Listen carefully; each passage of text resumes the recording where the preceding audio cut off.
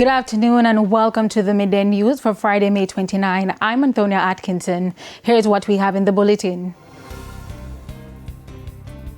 Blames tobacco marketing for vaping rise. 48-hour curfew imposed in sections of Anata Bay, St. Mary. And later in sports, Jamaica Weightlifting Federation President ousted. Thank you for joining us. Now the details.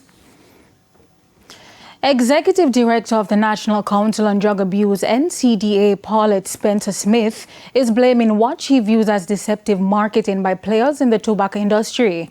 This, she argues, has resulted in an increase in the number of youth and adults who vape. Mrs. Spencer-Smith says marketers target young people through colorful and flavorful e-cigarettes. And because there are no restrictions, the products are easily accessible.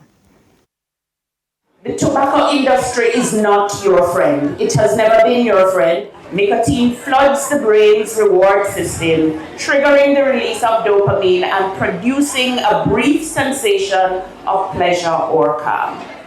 But it does something far more sinister than that beneath the surface. It rewires your brain's reward pathway.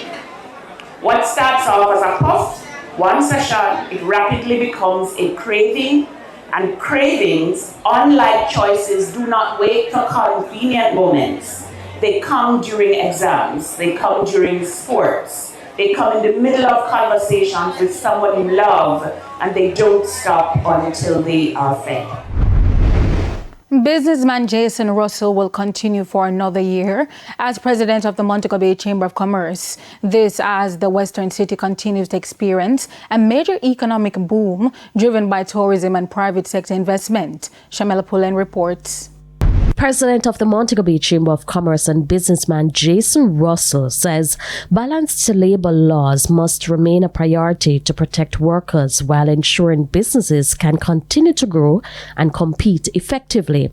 Mr. Russell argued that strong labor relations are critical to maintaining stability within Montego Bay's rapidly expanding business sector. We find that for small business, especially micro business, it's hard to adhere to all the aspects of the labor law. I think, just off the bat, they should be tiered. Smaller businesses should not be required in terms of dealing with their employees, how to terminate, how to, to make redundant. These are things that require, a lot of these requirements require you having a large staff complement of HR employees. So we want to change that a little bit. We think that it's a little bit heavy and a little burdenous. According to Mr. Russell, several key measures are already on track to create more space for commercial expansion across the city. He also pointed to ongoing infrastructure upgrades, describing them as essential to supporting Montego Bay's fast-paced development. Mr. Russell further highlighted the increasing interest from private entities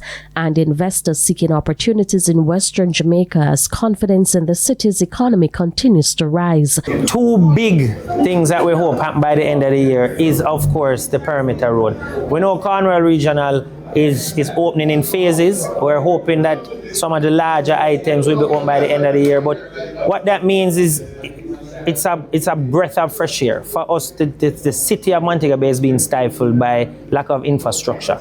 And these two elements will bring exactly that to the table. The Chamber President says declining crime rates have also helped position Montego Bay as one of the safest places for investors and business growth. He acknowledged concerns about police brutality, but said such issues must be viewed within the proper context. The truth about it, we must have faith in the police. We must back the police. They are here for us, and each situation must be dealt with individually. It can't be a broad brush.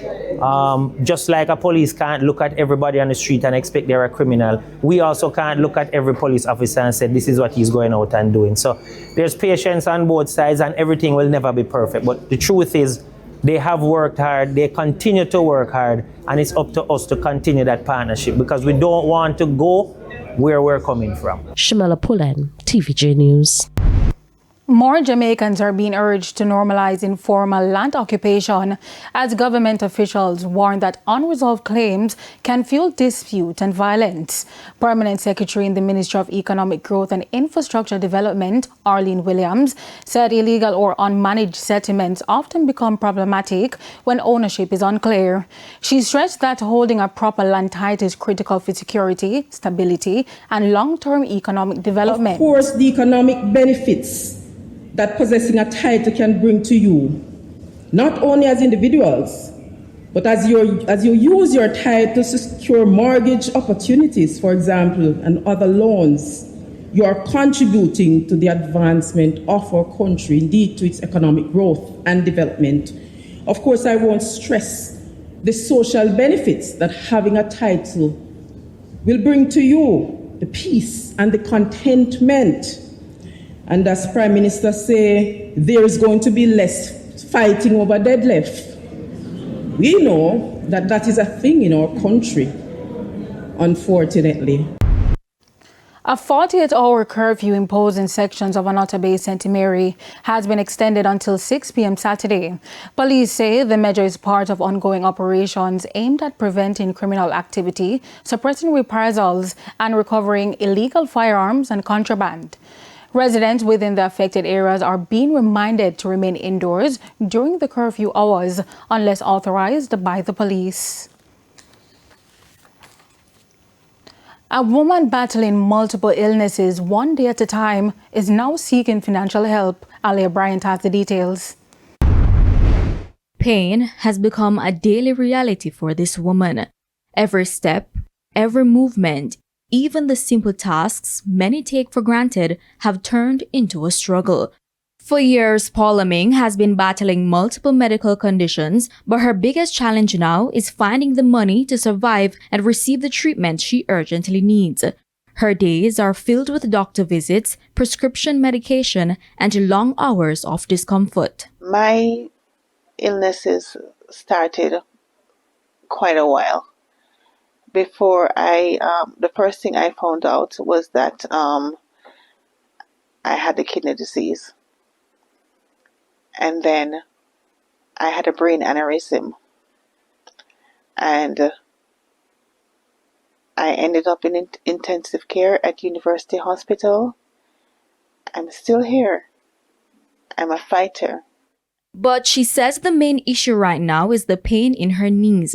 It has become almost unbearable, leaving her dependent on others for help around the house. The ligament is gone in my leg. So what is happening basically is that the bones are rubbing against each other, and I'm in tremendous pain, severe pain.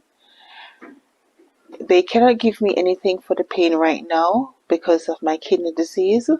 Doctors have recommended knee replacement surgery, but the cost is far beyond what she can afford.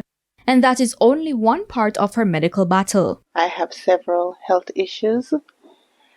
I was born with one kidney. I have a solitary kidney.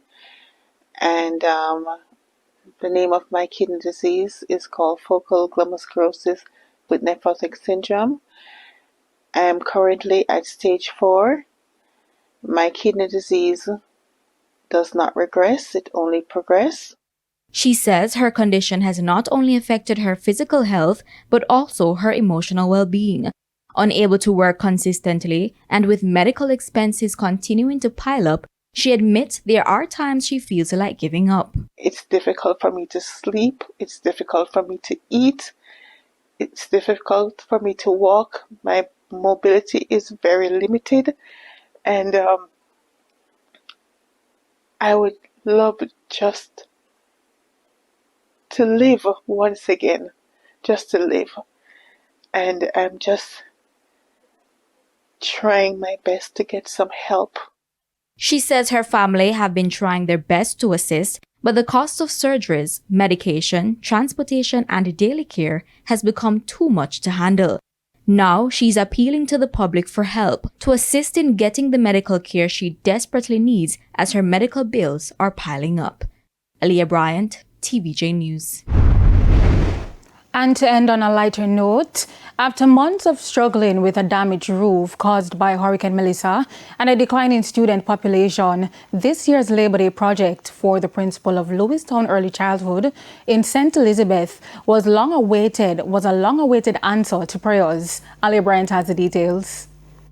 Words were seemingly too hard to find when a speechless Isione Salmon, principal of the Lewistown Early Childhood School in St. Elizabeth, tried verbalizing her appreciation to the people who showed up at the school for Labor Day on Monday. We are grateful and we can't express how much grateful we are. The Lewistown Basic School was selected as one of the National Labor Day projects. Ms. Salmon described it as a mixture of a stroke luck and answered prayers. Now, the school's roof was damaged during Hurricane Melissa. A tarpaulin has been sheltering the students and teachers from the elements. Soldiers who would often patrol the space promised to provide assistance. From January, we have the tarpaulin up there and they started leaking now. So when we saw the soldiers came in and said they are going to help us with it, we were so elated. And we said, thank God, because just as when we were there, a contractor gave us some estimate and I went to the hardware to get the estimate, and when I came back, one of the teachers said to me, we have good news, the soldiers are going to start our project. And I said, thank God, God has answered our prayer. Ms. Salmon says the school population has dwindled down to 20 students. Many of them have enrolled in other schools because of the infrastructural issues. She says following the support, she's hoping that the parents will want them to return. Aliyah Bryant, TVJ News. It's time for a break. Stay with us. More stories when we return.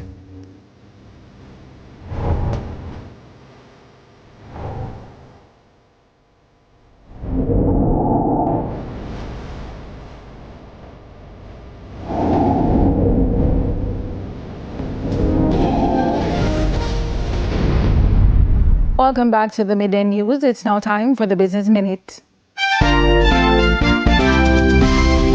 The Statistical Institute of Jamaica says producer prices increased in both the mining and quarrying and manufacturing industries in April this year. According to Statin, the producer price index for the mining and quarrying industry rose 0.6% during the month. The increase was mainly due to a 0.7% rise in the index for bauxite mining and alumina processing. Meanwhile, the producer price index for the manufacturing industry increased by 2.6% in April. Further afield, CVS is adding 2 weight loss options to its drug plans. CVS Health said it will start coverage of Lilly's anti-obesity pill Foundayo June 1st, and it's reinstating coverage of Lilly's weight loss injectable Zepbound starting October 1st. The coverage will be on CVS Caremark standard template. The prescription drug manager is used by employers and insurers who can choose to cover the preferred drugs for millions of Americans. And that's it for the Business Minute. I am Carrie Ann Simpson. Thank you, Carrie Ann. Time now for top stories from around the world. In the region, France has reaffirmed its support for Guyana in the country's ongoing border dispute with Venezuela over the Essequibo region. In a letter marking Guyana's 60th anniversary of independence, French President Emmanuel Macron told President Irfan Ali that France remains committed to Guyana's sovereignty and territorial integrity under international law. Macron also highlighted growing ties between the two countries following the opening of the French embassy in Georgetown last year. The long-running dispute is currently before the International Court of Justice. And on the international scene, 2 people were wounded after a drone struck an apartment building in Romania during a Russian attack on a nearby Ukrainian port. Romania's defense ministry says the incident happened during overnight strikes about 65 kilometers from the border town. A local CNN affiliate reports the drone hit the roof of the building. Romania, a NATO member, has recorded at least 28 airspace breaches since the war began. And those were the top regional and international stories. I'm Aliyah Bryant. Thank you, Aliyah. We now head to our final break. When we come back, we'll have your midday sports report.